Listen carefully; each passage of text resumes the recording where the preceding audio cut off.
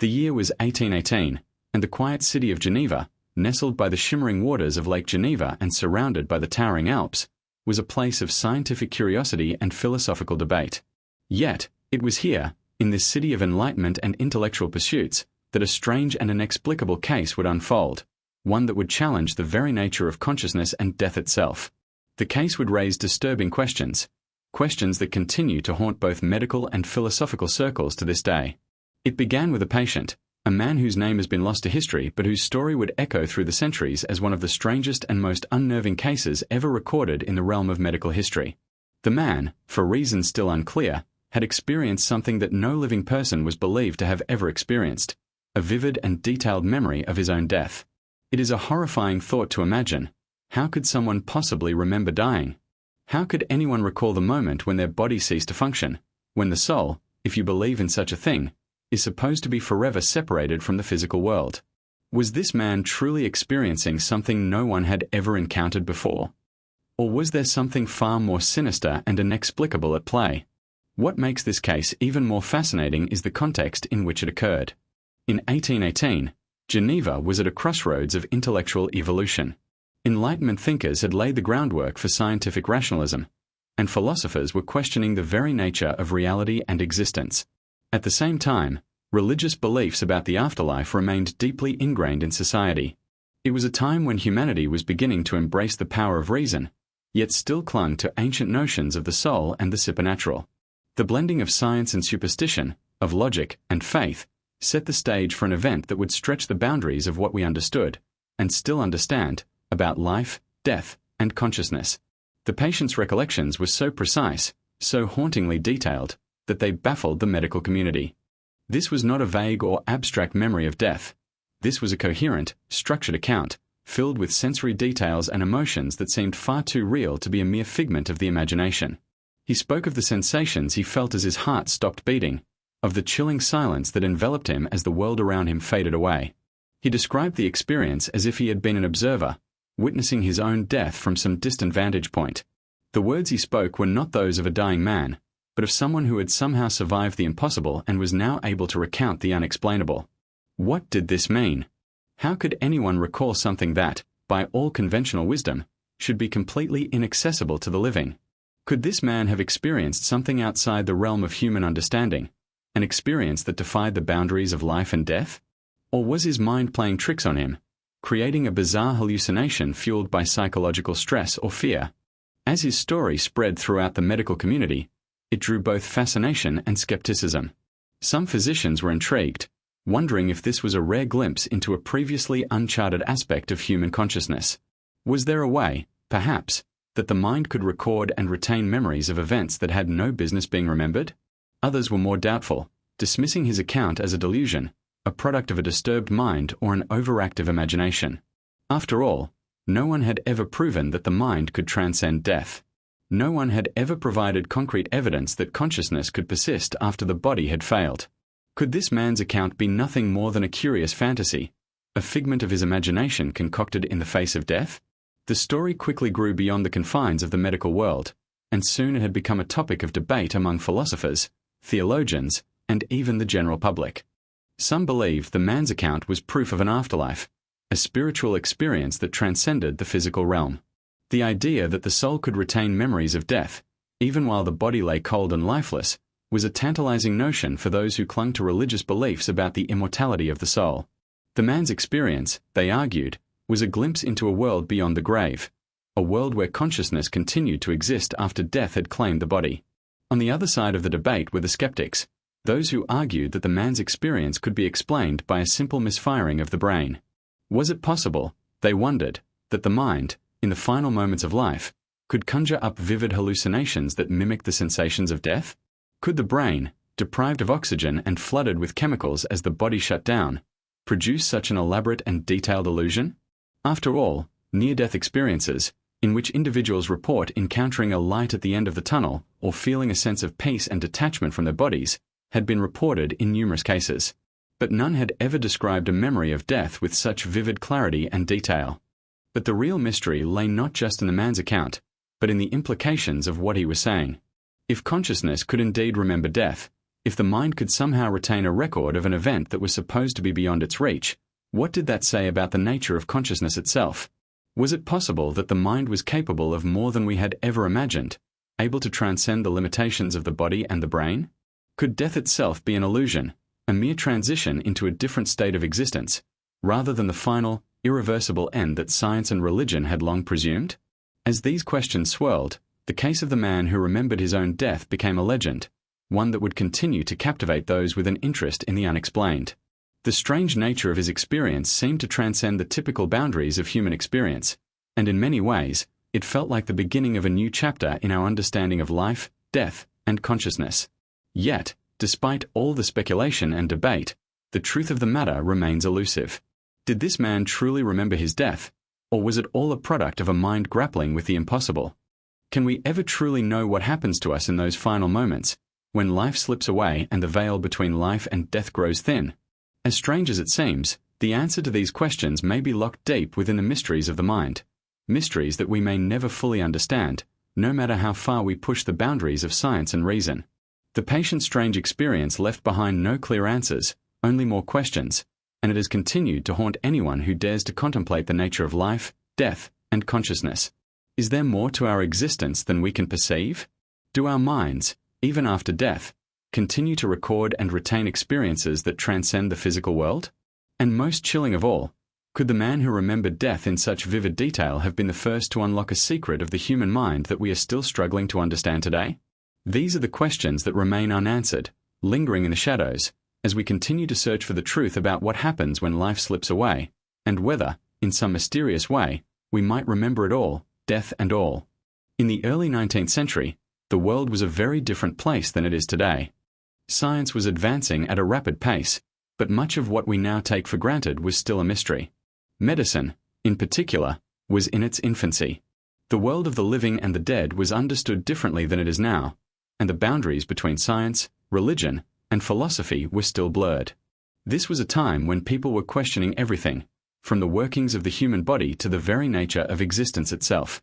Yet even as the age of reason began to reshape human understanding, there remained an enduring belief in the supernatural, the mystical, and the unknown. In Geneva, a city at the crossroads of intellectual movements, this period of transformation was taking place. The Enlightenment had brought with it a new wave of thought, centered on rationalism and empirical evidence. Philosophers and scientists were beginning to scrutinize the world in ways that had never been done before. Figures like Voltaire and Rousseau had already made their mark on the intellectual landscape, challenging long-held dogmas and advocating for the power of reason. But despite the burgeoning scientific revolution, the mysteries of life, death, and consciousness remained largely uncharted territory. One of the most fundamental questions of the time was the nature of the human soul. Religious teachings, especially in a Catholic city like Geneva, had long held that the soul was immortal, that it existed beyond the body and continued its journey after death. This belief in an afterlife was central to people's understanding of the world, guiding everything from daily behavior to complex philosophical debates. But science was beginning to chip away at these old beliefs. The rise of anatomy and early neurology was revealing how the brain and body worked, shifting the focus from the supernatural to the physical. People were beginning to ask, if consciousness, memory, and emotion could be explained by the workings of the brain, what did that mean for the soul? It was against this backdrop of growing scientific inquiry and deeply ingrained religious beliefs that the mysterious case of the patient who remembered his own death emerged. The year was 1818, and while this specific event would be recorded in medical annals, the broader context of the time is crucial to understanding why it was such a phenomenon. During this period, the understanding of the brain and its functions was still rudimentary. The concept of neurology as we know it today didn't even exist. Doctors and scientists were only beginning to explore how the brain controlled the body, emotions, and cognition. The theories of the mind were still largely influenced by the work of René Descartes, who had posited that the mind and body were separate entities, a belief that led to the famous dualism between the mental and physical realms. At the time, it was widely accepted that when a person died, their consciousness ceased to exist. There were theories of an afterlife, of course. Religious doctrines offered various interpretations of the soul's journey after death. But there was little understanding of the biological process of dying itself. How could the body and mind function in tandem when the person was technically no longer alive? Could memory or consciousness transcend death? These were questions that, while intriguing, remained largely unanswered. But the man from Geneva posed a challenge to these accepted views. His case was so unusual, so out of step with what was thought possible, that it shook the foundations of the medical community. Here was a person who not only claimed to have experienced death, but who could recall every detail of it, the physical sensations, the emotions, even the thoughts he had during the process. He described his death as if it were a separate event, one that he had somehow witnessed from the outside. This was not a vague near-death experience, as was sometimes reported by people who had narrowly escaped death in an accident or illness. This was a man who claimed to have actually died, and then, somehow, lived to tell the tale. In the context of the time, such a claim seemed almost preposterous. Medical practitioners were still in the early stages of understanding how the body functioned during death. The idea that consciousness could survive beyond death, or even return after the body had ceased to function, was outside the realm of possibility for most. Yet the patient's account was strikingly detailed, with precise descriptions of the physical process of dying, details that he could not have known unless he had experienced them firsthand. To understand why this case was so perplexing, it's important to consider the state of medical science in the early 1800s. There were no advanced imaging techniques or tools to observe the brain at work. Doctors relied on autopsies, basic observation, and rudimentary experiments.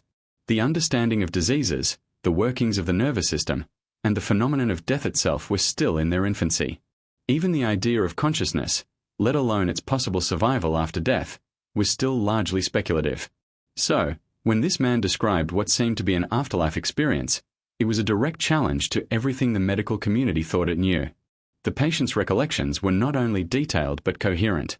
He spoke of his senses failing one by one as death took hold of his body, the fading of sound, the dulling of touch, the darkness that enveloped him as his vision dimmed. His account was not of a dream or a hallucination, but of an event he had lived through. He even spoke of what he described as a sense of separation from his body, as though he were observing the death of someone else, but with the clarity and certainty of someone fully conscious. This kind of detailed memory of death was something no one had encountered before, and it left doctors and scientists in a quandary. Could this be some sort of psychological phenomenon? Could the patient's mind have created this experience as a form of coping mechanism for his imminent death? After all, people who experience extreme trauma or near-death situations often have vivid memories of their experiences, sometimes accompanied by feelings of detachment or out-of-body sensations. But this case seemed different. It was not just a fleeting impression, but a vivid, long-lasting memory of an event that should have been inaccessible to a living person.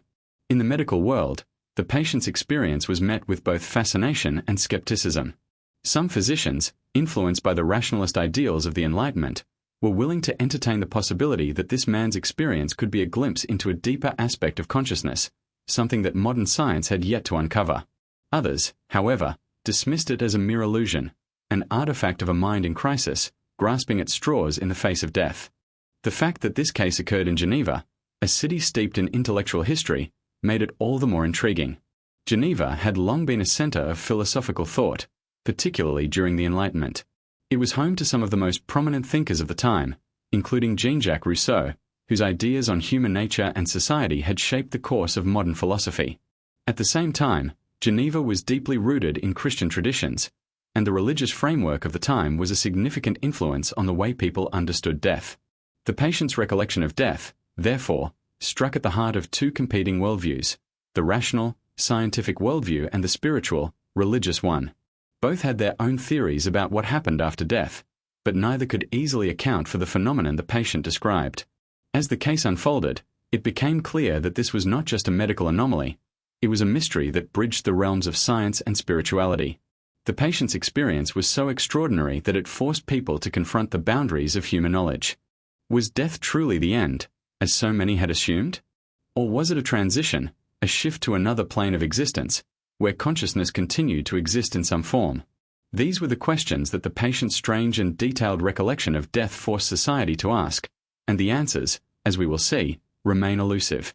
The patient at the center of this baffling story remains an elusive figure, his name lost to time, but his account has endured as one of the most intriguing and mysterious cases in the annals of medical history. His background, however, is not as thoroughly documented as the sensational nature of his experience. What we do know of him paints the picture of an ordinary man, a person with no extraordinary traits that would set him apart from the general populace of Geneva in 1818. He was not a philosopher, nor a renowned medical figure, just a man, an individual who, by all accounts, appeared to live a life typical for the period. However, it is exactly this ordinary nature that makes his story so compelling. For it is the most unlikely among us who, sometimes, encounter the most extraordinary experiences. At the time of the incident, the man was reportedly in his early 30s. He was of average health for someone his age and didn't seem to suffer from any known pre-existing medical conditions that would suggest a predisposition to experiencing something as outlandish as what would soon occur. He had no history of neurological disorders, no family history of mental illness, and no signs of psychological instability before his strange experience.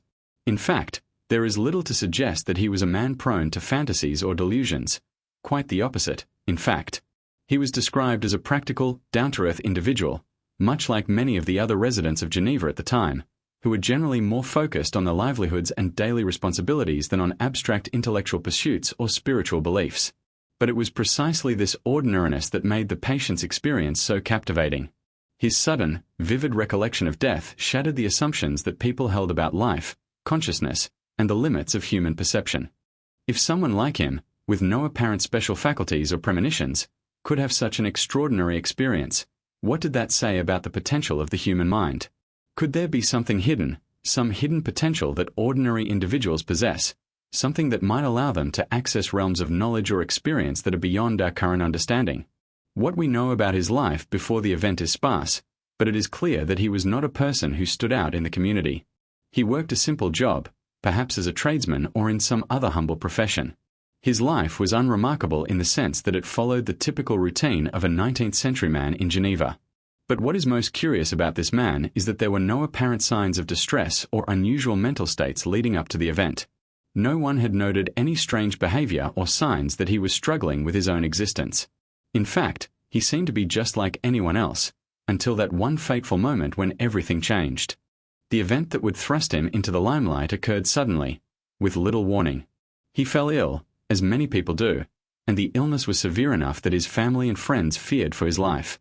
However, the sickness was not of an extraordinary or rare nature.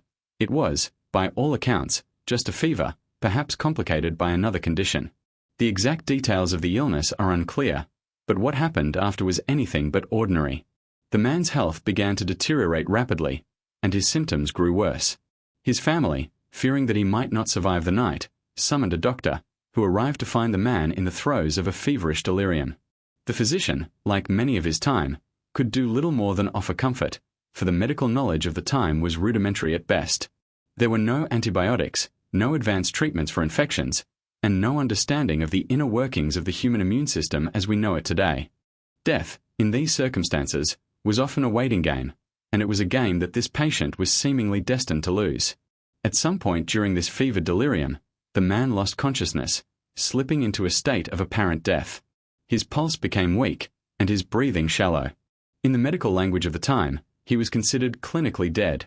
The heart had stopped beating, the body had ceased its normal functions, and all signs pointed to the conclusion that this man had, in fact, died. His family, devastated by the apparent loss, prepared for the inevitable. They called for the necessary rites to be performed, as was customary for those who passed away in this time period. But what followed next was beyond the scope of medical understanding. The man, whose body had been pronounced lifeless, somehow returned to consciousness. His family and the attending physician were astonished to find him stirring, his eyes opening wide, as though emerging from a deep slumber. What followed was even more astonishing. He began to speak, to recount his death in precise detail. And this is where the story takes its most chilling turn. The man's first words were not of confusion, of disorientation, or even of relief.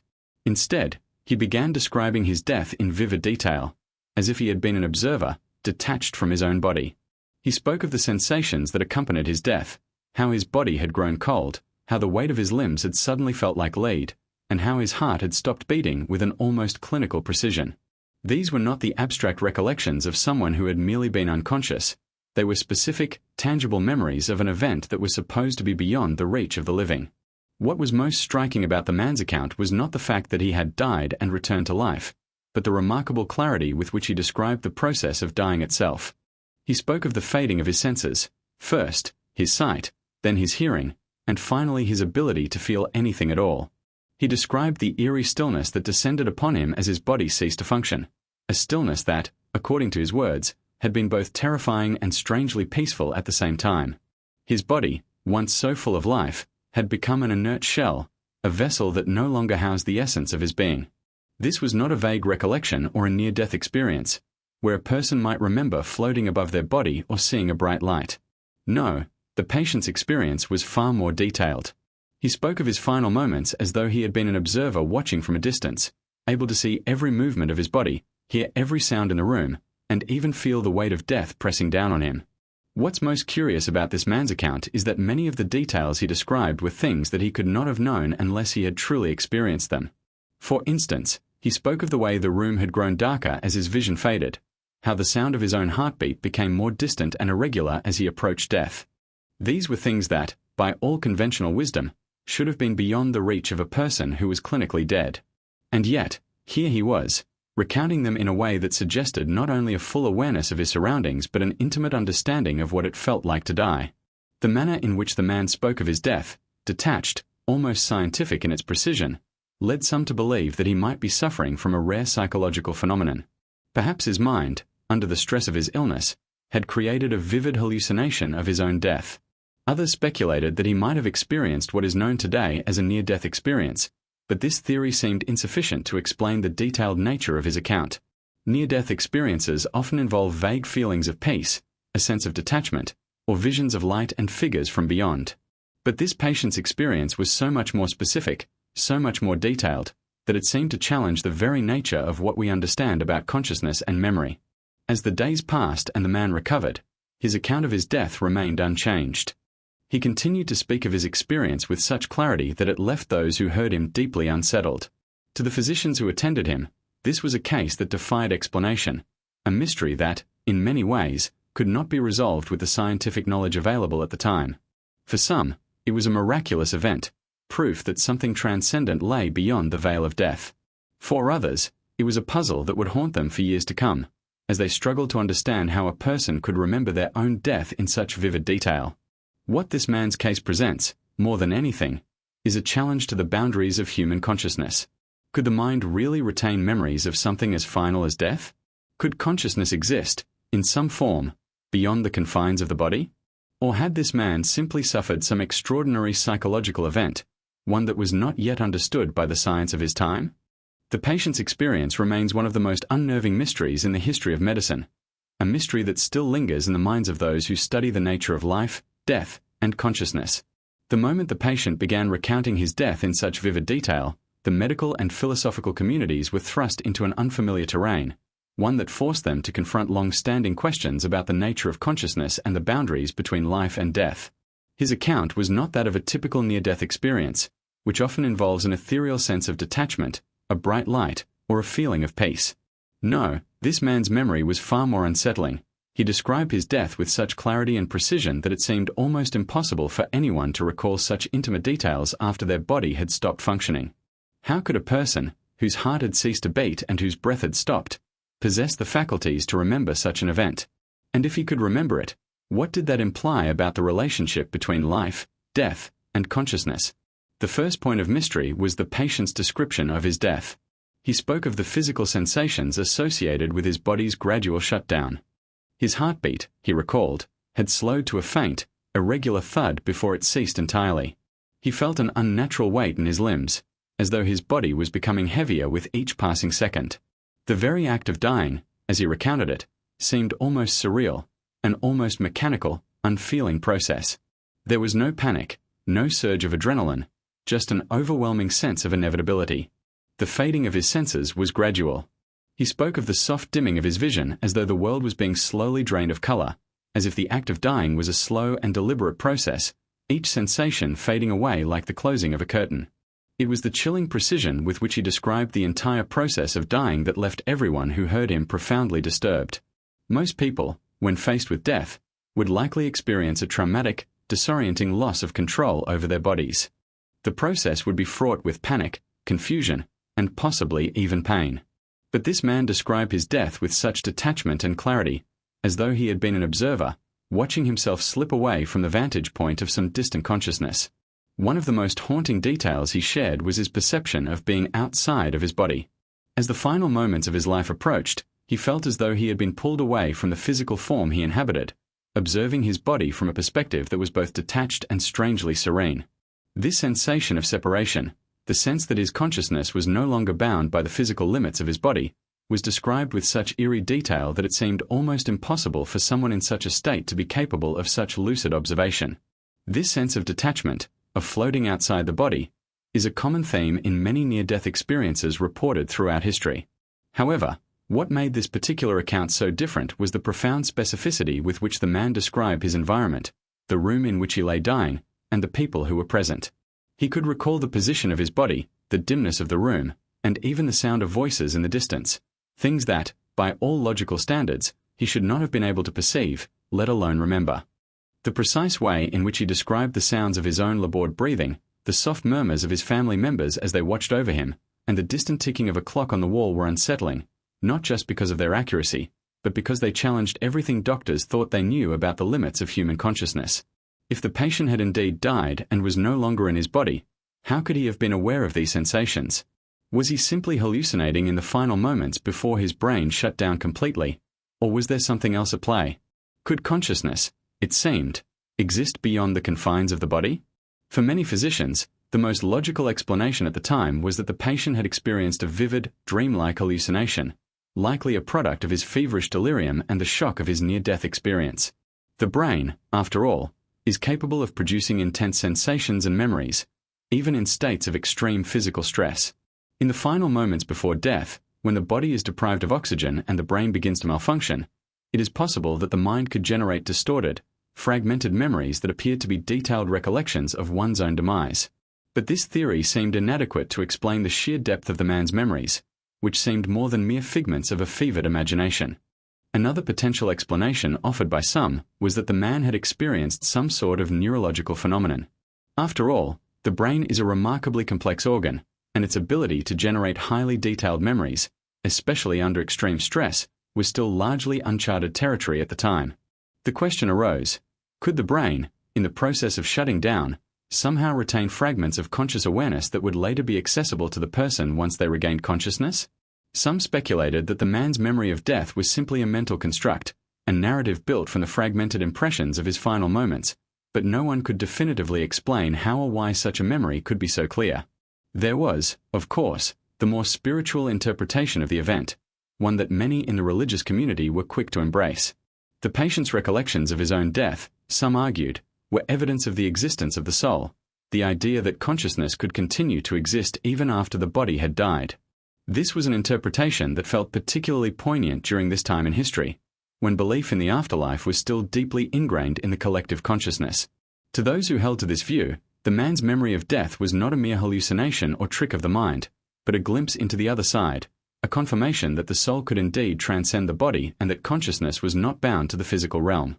For these individuals, the fact that the man was able to recall his death in such detail was proof that there was more to life than the material world. It was, in essence, a spiritual experience, one that hinted at the possibility of life after death, a theme that had preoccupied humanity for millennia.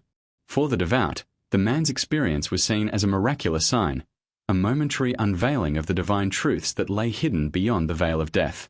The idea that consciousness could somehow persist after death was a comforting notion, one that offered hope in the face of the unknown. But not everyone was convinced by this spiritual interpretation. The more scientifically inclined members of the medical community remained skeptical. They could not easily dismiss the patient's recollections as mere delusions, but they also struggled to reconcile them with the prevailing understanding of consciousness and death. There were those who wondered if the patient's experience was not evidence of the soul's immortality, but rather a sign of a deeper, more profound aspect of human consciousness, one that had yet to be understood. If the brain could generate such vivid memories in the final moments before death, then perhaps consciousness itself was far more complex and mysterious than anyone had ever imagined. As time went on, the case of the patient who remembered his death in such great detail continued to puzzle and intrigue those who had heard of it. It was a case that challenged conventional wisdom, forcing both scientists and philosophers to rethink what they knew about the nature of consciousness. Was death truly the final end, or was it simply another phase of existence, one that was yet to be fully understood. Could it be that the mind, once freed from the constraints of the physical body, could transcend the boundaries of time and space, retaining memories of events that should have been inaccessible? And if so, what did that mean for our understanding of life itself? Despite the passage of time, the case of this patient remains an enigma. No definitive explanation has ever been found for his strange and detailed memory of his death. Theories have come and gone, each offering a different lens through which to view the experience, but none have provided a satisfactory answer. Was the patient's experience a rare neurological phenomenon, a trick of the brain in the throes of death, or was it something far more profound, an experience that pointed toward the existence of a consciousness beyond the body? The questions that his story raises are as relevant today as they were in 1818, and they continue to haunt anyone who dares to explore the mysteries of life, death, and the mind. As the patient's story spread, it garnered the attention of people from all walks of life. His case transcended the boundaries of medical curiosity and became a subject of deep philosophical and theological inquiry. The idea that someone could recall the moment of their own death in such detail presented a challenge to everything humanity thought it knew about consciousness, life, and the very nature of existence. Was this man's experience simply a rare and inexplicable anomaly, or did it offer a glimpse into something far greater and more profound? For the first time, people were forced to seriously question whether consciousness could exist independent of the body, and whether death, as universally understood, was truly the end.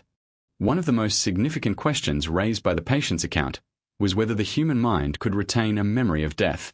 The idea that the mind could remember the very process of dying seemed to suggest that consciousness was capable of surviving even the most extreme conditions. Throughout history, death had been viewed as the ultimate finality, the irreversible end of a person's consciousness, a transition into oblivion or the unknown. But this man's ability to recall his death with such vividness cast doubt on that widely accepted belief. Was death truly the end, or was it simply a transition, one that the human mind could somehow recall, even if only in fragments? The medical community, of course, was divided. For many physicians, the most plausible explanation was that the man had experienced some sort of profound psychological phenomenon. The brain, they speculated, might have retained certain fragments of consciousness even as the body shut down. But how could these memories be so specific, so coherent, if the man had truly died? Even those who favored psychological explanations were forced to grapple with the mystery of the patient's detailed account. Some suggested that the patient might have suffered from a kind of dissociation, in which his mind distanced itself from his dying body. Others posited that the memory might have been fabricated, a product of the man's imagination. But none of these explanations fully accounted for the precision with which he recalled the sensory details of his death. In the broader philosophical and theological discussions sparked by the case, the question of what happens to consciousness after death was debated with renewed fervor. For some, the patient's story seemed to affirm the belief in an afterlife or the immortality of the soul. In many religious traditions, death was not seen as the end of consciousness but as a transition into another form of existence, whether that be an afterlife, reincarnation, or some other form of spiritual continuation. The man's recollection of death, then, could be interpreted as evidence that consciousness survived beyond the body's physical decay. Perhaps, it was argued, he had experienced a brief moment of spiritual awareness, a glimpse into the realm of the dead, which allowed him to recall the moment of his transition. The idea that the patient's experience might be evidence of the soul's survival after death was comforting to many, especially in a time when religious belief still held a central place in society. Death was seen as a mystery, but one that offered hope, a continuation of existence beyond the physical world. The patient's recollections, in this context, could be seen as proof of the soul's eternal nature, its ability to transcend the body and continue its journey beyond the grave. But this interpretation was far from universally accepted. Many philosophers, particularly those influenced by the Enlightenment ideals of reason and empirical evidence, rejected the notion of an immortal soul altogether. For these thinkers, the mind was nothing more than a byproduct of the brain's functioning, and consciousness was inextricably tied to the physical state of the body. From this perspective, the idea that the patient's mind could persist after death was absurd. The body, they argued, was a complex machine, and once it ceased to function, so too did the consciousness that arose from it. For them, the man's vivid recollection of his death was not evidence of a spiritual experience but rather a quirk of the human brain, an aberration caused by the stresses of illness and the final moments of life. Despite these philosophical and scientific disagreements, one thing was clear. The patient's case had opened up a Pandora's box of questions about the nature of life and death. It raised profound inquiries about the limits of human understanding and whether consciousness was truly bound to the body. And as the case continued to captivate the minds of both the learned and the layperson, it also stirred up fears and uncertainties about what might await us on the other side of life's inevitable conclusion. For many, the idea of an afterlife was a comforting thought. The notion that death might not be the end, that the soul could survive in some form, offered reassurance in a world filled with suffering and uncertainty. To imagine that consciousness continued on in some spiritual form, free from the constraints of the body, was a deeply appealing concept. This, perhaps, was the most compelling reason why the patient story resonated with so many. It provided hope that death was not final, that something of us might persist, even after our bodies had decayed. However, for others, the patient's experience raised more unsettling questions.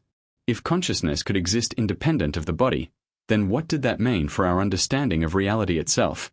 Was death truly as final as we had been led to believe, or was it merely a transition, one that might allow us to persist in some other form, perhaps outside the boundaries of time and space? Could it be that the essence of who we are, our thoughts, our memories, and our very selves, could somehow live on, even after our bodies had perished? These questions were not only metaphysical but also deeply existential. If death was not the end, then what did it mean to live, to be conscious? Were we simply biological machines, or was there something more, something intangible that gave life meaning? The ambiguity of the patient's experience only deepened the mystery. Could this man's vivid recollection of his own death be a unique anomaly? Or was it possible that others had experienced something similar without being able to articulate it as clearly? The more one delved into the case, the more one realized how little was truly known about the nature of consciousness. What is consciousness, after all, if not the awareness of being? And what happens to that awareness when the body ceases to function? The patient's account opened up a vast and unsettling unknown, a space where science, philosophy, and spirituality collided in a way that had never been seen before. In the absence of a clear explanation, the story of the man who remembered his own death took on a life of its own. It became a part of the growing conversation about consciousness and the afterlife, a symbol of the human desire to understand what lies beyond the veil of death. As medical science continued to evolve, the case continued to haunt those who pondered the limits of human knowledge. The questions it raised about life and death were questions that would not go away, and they would continue to provoke thought and speculation for generations to come. Even today, the story of this patient remains one of the most perplexing and unsettling cases in the history of medicine and philosophy. The idea that a person could remember their own death, could experience it, in a way, from the perspective of an outside observer, challenges the very core of what we understand about consciousness, memory, and the nature of existence. It is a story that continues to inspire both scientific inquiry and spiritual reflection, reminding us that there is still much we do not know about the human mind, the nature of consciousness, and what happens when life slips away. As the man's story continued to circulate, it raised a multitude of complex and deeply unsettling questions that not only confounded medical professionals but also ignited a broader cultural conversation about life, death, and the nature of consciousness. The case had become something of a phenomenon, one that blurred the lines between scientific inquiry and religious belief, rationalism, and the supernatural. People were no longer simply asking, how could this happen? They were also grappling with profound philosophical questions that were not easily answered. Was death the definitive end of consciousness? Or was there something more, something beyond the physical body, that allowed the mind to persist, even after death? One of the most striking aspects of the case was the impact it had on the way people thought about consciousness itself. The man's account of his death suggested that consciousness could somehow exist independently of the body, or at the very least, transcend the physical limitations of the human form. This idea was revolutionary for its time. Throughout history, most cultures and religious systems had posited that death was the final end, an irreversible cessation of consciousness. Whether in Christianity, where the soul was believed to depart to the afterlife, or in more secular philosophies that saw death as the end of personal awareness, there was a general consensus that death marked the end of subjective experience. Yet the man's experience seemed to challenge this notion by suggesting that there was something enduring in consciousness, something that could survive even the physical demise of the body. At the time, medical knowledge about the brain and consciousness was still in its infancy. The concept of the brain as the seat of consciousness was still being developed, and doctors had only begun to scratch the surface of understanding how the mind operated. There were theories, of course, but they were largely speculative. Some philosophers, following the work of René Descartes, believed that consciousness was something separate from the body, a non-material substance that interacted with the brain but could exist independently. Others, following the advances in anatomy and physiology, believed that consciousness was entirely tied to the physical workings of the brain. In either case, the idea that a person could retain memories of their death, or that consciousness could persist after the body had ceased to function, was something that had not been considered before. It was an anomaly that did not fit neatly into the prevailing theories of the time. Yet there were those who viewed the man's experience as evidence of a deeper, more profound truth, one that science could not yet explain. For many religious individuals, the idea that the mind could continue to function after the body's death was not just possible, but inevitable. Christianity, with its emphasis on the soul and eternal life, had long taught that the spirit transcended the body. The patient's ability to recall his death in such vivid detail was taken by some as proof that consciousness, or the soul, persisted after death, waiting for its ultimate judgment or rebirth. The man's experience, in this view, was not an anomaly but a glimpse into the nature of life after death, a reality that the living could only speculate upon. For those with more scientific leanings, the case presented a conundrum that could not be easily dismissed. How could the patient, a person who had been declared clinically dead, have retained such vivid memories of his own death? How could the mind, which was thought to be completely dependent on the body, have existed outside of it? And if the patient's memory was genuine, what did that mean for the nature of consciousness itself? Could the mind really survive beyond the body? Could there be some kind of consciousness that existed independently of the physical brain? These questions were not just academic, they had real implications for how humanity viewed itself and its place in the universe. If consciousness could survive death, if the mind was not merely a byproduct of the brain but something more, then what did that mean for the way people lived? It suggested that life had a deeper, perhaps spiritual, dimension, one that could not be explained away by materialist science. It hinted at the possibility of an afterlife, of existence beyond the physical realm. This was not just a matter of academic interest, it was a question of profound existential importance. As the man's story continued to spread, more and more people became captivated by the mystery. His account was not just about a medical anomaly, it was about the very essence of what it meant to be human. People began to wonder whether they, too, could experience what the patient had experienced, whether they, too, could one day remember their own death, or if they would simply slip into oblivion. This existential question began to resonate deeply with a public that was already grappling with the uncertainties of life and death. The idea that there might be more to death than simply ceasing to exist was a source of both fascination and fear. In the years that followed, the patient's case became the subject of much debate. Physicians and scholars from across Europe traveled to Geneva to meet with the man, to interview him, and to analyze his case. Some sought to explain the phenomenon in purely scientific terms, while others turned to religious or spiritual interpretations. No consensus was ever reached, and the case remained a mystery. But the questions it raised were not easily forgotten. In fact, they reverberated through medical and philosophical circles for years to come. The man's experience had raised the possibility that consciousness was not just a product of the brain, but something more elusive, something that could potentially transcend the body. It had opened the door to questions about the nature of death, the soul, and the afterlife. Questions that, even today, remain some of the most profound and mysterious inquiries in human existence. The case of the patient who remembered his own death continued to haunt the medical community. It was a reminder of how little was truly understood about the mind and consciousness. Even in the 21st century, despite incredible advances in neuroscience and cognitive science, many of the questions raised by this case remain unresolved. We still do not fully understand the nature of consciousness, what it is, how it arises, and whether it can exist independently of the body. The patient's case remains one of the great mysteries of medical history, a puzzle that continues to challenge our understanding of life and death. What is particularly compelling about the case is that it suggests there are aspects of human consciousness that remain beyond our grasp, beyond the limits of what we currently know. The fact that the patient could recall his death in such precise detail implies that the human mind may be capable of experiencing and retaining far more than we realize. It challenges the assumption that the brain is the sole determinant of consciousness, opening up the possibility that consciousness might be something more profound, something that exists independently of the physical body, or perhaps something that exists on a plane that we cannot yet perceive. In the end, the case of the man who remembered his death speaks to our deep and enduring need to understand the nature of life and death.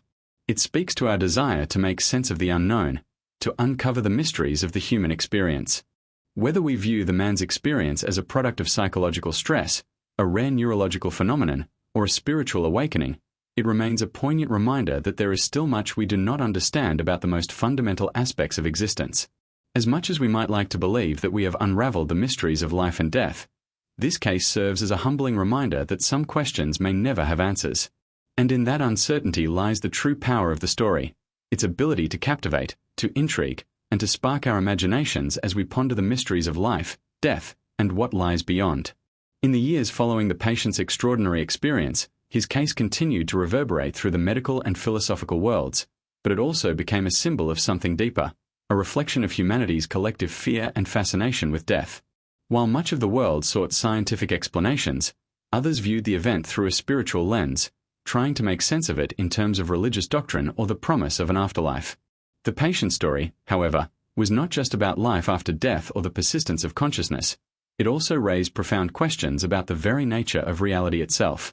One of the most unsettling aspects of the case was the possibility that the man's experience challenged the boundaries between life and death, suggesting that the two might not be as distinct as we often believe. For centuries, death had been treated as an absolute, an irreversible point where all experiences, thoughts, and memories ceased. But this man's recollection of his death seemed to defy this finality. He had been pronounced clinically dead, yet somehow, against all expectations, his consciousness had endured, allowing him to recount his own passing in intimate, sensory detail. If death was the end, then how could he remember the moment it occurred? How could his mind, in that liminal space between life and death, retain such vivid memories? This question posed a deep philosophical dilemma. Was death truly the end of consciousness, or was there some threshold where the mind, the essence of who we are, continued on in a different form? The very nature of memory itself became an important point of inquiry. In most cases, memories are tied to the continuity of life and the functioning of the brain. Our memories, after all, are products of our brain's ability to encode and retrieve information. But if the brain had ceased to function, how could the patient have formed such detailed recollections of his death? There was no clear scientific explanation for how this might be possible. Modern neuroscience tells us that memories are closely tied to the neural pathways of the brain, and when the brain stops functioning, memory should theoretically cease to exist. But in this case, the man's mind had seemingly transcended those boundaries, producing an account that was far too specific to be written off as a mere hallucination or dream. This discrepancy led many to wonder whether there was a deeper connection between the brain and the mind, one that could not be explained by the physical structure of the brain alone. Could the mind have a non-physical component, one that exists outside the brain's biological processes? Some neuroscientists, even today, have proposed theories of consciousness that go beyond the purely materialistic view, suggesting that consciousness may arise from interactions between the brain and some external field, or that it may even be a fundamental property of the universe itself. While such theories remain speculative and highly controversial, the patient's experience challenged the very assumptions that had long underpinned the study of the mind. And so, the case remained unresolved, with no easy answers. For some, the memory of death was simply a rare, unexplainable phenomenon, a neurological glitch or an aberration caused by the fevered, near-death state the man had experienced. For others, it was proof of something far more profound, the possibility that consciousness might be able to transcend the limitations of the body, to exist beyond the physical processes of life and death. It was this latter interpretation that fueled the imaginations of many, suggesting that life and death were not as neatly separated as once thought, and that there might be a continuity to consciousness that persisted after death, or at least in the moments surrounding it. Beyond the scientific and spiritual implications, the case had a profound cultural impact, stirring a broader conversation about the meaning of life and death. For many, the notion of an afterlife had been taken as a matter of faith, something that could not be definitively proven. The man's experience, however, offered a tantalizing glimpse into a reality beyond our own, a world in which death was not a finality but a transition. And whether one viewed it through the lens of science or spirituality, the patient story left an indelible mark on the way people thought about the boundaries between life and death, and the nature of consciousness itself. Interestingly, as time passed, the case of the man who remembered his death became not just an anomaly but a symbol, a reminder that death, long considered an impenetrable mystery, might hold deeper secrets that are still beyond our comprehension. It was as if the man had stumbled upon a veil that separated two worlds, one of the living and one of the dead, and by some inexplicable force, he had seen beyond it. His story stirred up not just questions of life and death, but of what lies in between, those final moments when life fades, but the mind still seems to linger. This phenomenon of near-death experiences, often described as out-of-body experiences, encounters with a bright light, or a sense of peace, became a subject of increasing interest in the years following the patient's story. While many near-death experiences resembled the man's, none were as detailed or as clear-cut as his recollections of his death. What made his case unique was the sheer specificity with which he described the process of dying itself. Most near-death experiences were vague and involved a sense of detachment from the body, but this man's experience was more like an observation, as if he had been fully aware of the physical and emotional processes that accompanied his death. And in this way, his story left many wondering, what, exactly, does it mean to be alive? What does it mean to be conscious? And how much of our reality is tied to the physical body versus something greater and more elusive? As discussions continued, the story of this man's death and memory continued to fuel the curiosity of people from all corners of society: doctors, philosophers, theologians, and even ordinary people who were seeking answers to the fundamental questions of existence. His case had become a touchstone for anyone grappling with the mysteries of life and death, providing both hope and discomfort to those who dared to confront the unknown. In the end, what remained most compelling about this patient's experience was not the specific details of his story, but the profound, enduring questions it raised. Could consciousness truly exist beyond the physical body? Was death, as most believed, the final end, or was it simply a transition, an unfolding of reality that we were not yet equipped to understand? These questions, while rooted in the patient's strange and remarkable experience, were questions that have continued to echo throughout the centuries. They remind us that there is still much we do not know about the nature of life, the nature of death, and the nature of consciousness itself. And perhaps, in that mystery, lies the very essence of what it means to be human, a relentless drive to understand the unknown, to explore the limits of existence, and to confront the mysteries that lie beyond our understanding. As the years passed and the patient's account continued to resonate in medical and philosophical circles, the implications of his experience deepened, raising questions that went far beyond the scope of his individual case. His memory of death was not merely a curiosity. It had become a doorway through which broader ideas about consciousness, life, and death were explored. The case of the man who remembered his own death had stirred a cultural shift in how people thought about the nature of existence. It had brought attention to the mysteries of the human mind and the elusive connection between the brain, consciousness, and the afterlife. But as with many phenomena that defy conventional explanation, the story also sparked intense debates, some scientific, others spiritual, that only seemed to deepen the mystery. The notion of life after death, long rooted in religious and metaphysical belief, began to enter the realm of empirical investigation. The man's case suggested that perhaps death was not the absolute end people had long believed it to be. His recollection, vivid and coherent, of his own death, the sensations he experienced as his body failed, and even his perception of events in the room after he had been declared dead, sparked a wave of new inquiries into the possibility of a consciousness that could persist after biological death. While many religions had long posited that life continued in some form after the body's demise, it had always been a matter of faith. The man's account, however, forced a re-examination of these deeply held beliefs, as it suggested that the line between life and death might not be as clearly defined as previously thought. For some, the idea that consciousness might transcend the body was both revolutionary and terrifying. It raised the possibility that what we think of as self might not be entirely bound to our physical existence. Could the essence of who we are, our thoughts, memories, and experiences, exist independently of the body? If so, what did that mean for our understanding of life itself? It was an unsettling thought. The idea that we might not truly cease to exist after death, that some part of us might linger beyond the physical, was both awe-inspiring and deeply unnerving. For many, it opened the door to a broader conception of reality, one in which the physical world was only one layer of a far more complex and mysterious existence. And yet, for all the philosophical and spiritual implications of the patient's case, the scientific community remained cautious. While many could not deny the strangeness of the account, the prevailing view in the medical field was that the man's recollections, while highly detailed, were most likely a product of his brain's final processes. After all, the human brain is capable of remarkable feats, especially when under extreme duress. It is not uncommon for people near death to report vivid visions, hallucinatory experiences, or dreams. Some scientists argued that the patient's memory was simply a last-ditch effort of the brain to make sense of the impending shutdown of the body.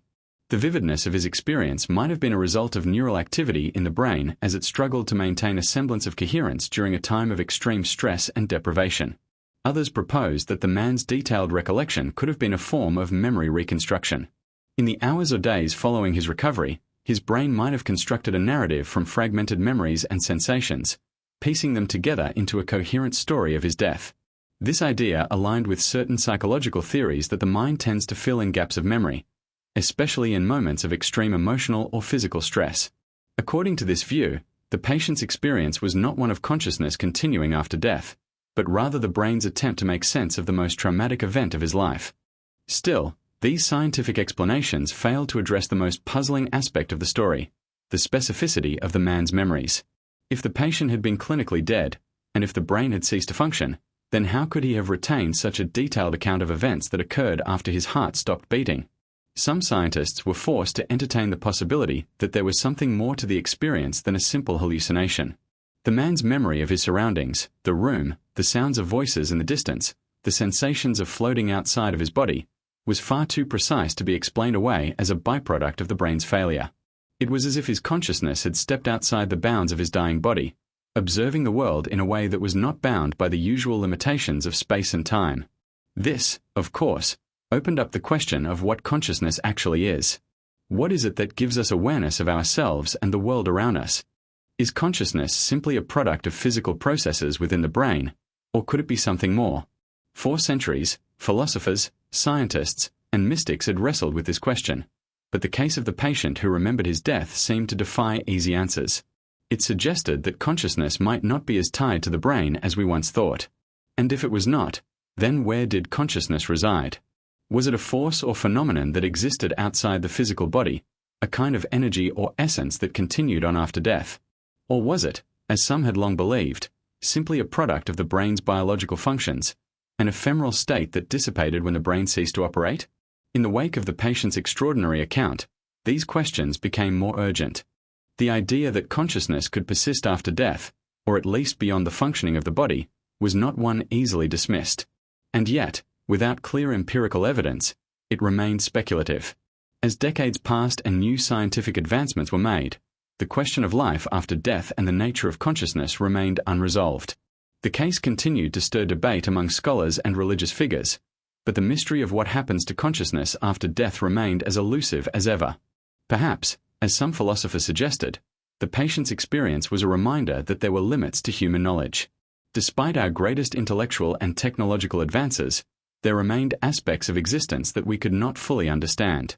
Death, in its finality, might simply be one of those things.